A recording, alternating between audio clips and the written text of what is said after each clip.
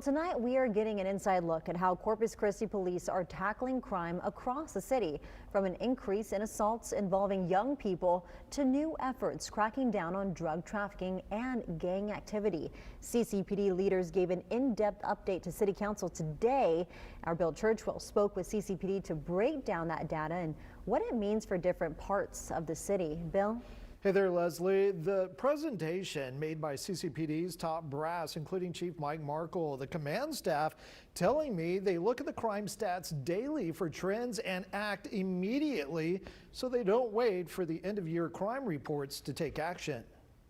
You have nightclubs, you have bars in the downtown area, then you go all the way out. Part of the west side, there's some at-risk neighborhoods over there where there's a high gang population. Assistant Chief Todd Green is talking about the latest data that reveals District 1 continues to experience the highest rate of violent and property crimes per capita. But across the board, the numbers tell a more complex story. Some districts, like District 5 on the south side, remain consistently low in both categories. Every district has different challenges, and some have more than others. Deputy Chief Billy Breedlove is over the Criminal Investigations Division at CCPD. He says street gangs are not as prevalent in the city as they were back in the 90s. Still, they're here. Corpus Christi currently has over 2,400 documented gang members. Most are associated with prison gangs, but police are seeing a rise in what's called hybrid gangs. See one gang member with one gang one day, and then 2 days later, he's with another gang. They don't have that same sort of loyalty that the traditional gangs that we're used to seeing. Keeping the CCPD gang unit busy. And basically, they're going to be the most active because they have no kind of leadership, no kind of rank. Members come and go.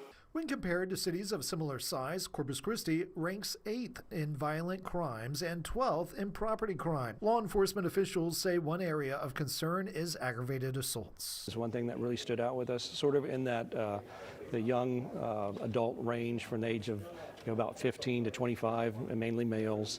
We've seen an increase in that. Police are also zeroing in on drug activity. Officers made close to 2,600 arrests last year, with meth, fentanyl, and synthetic the most common.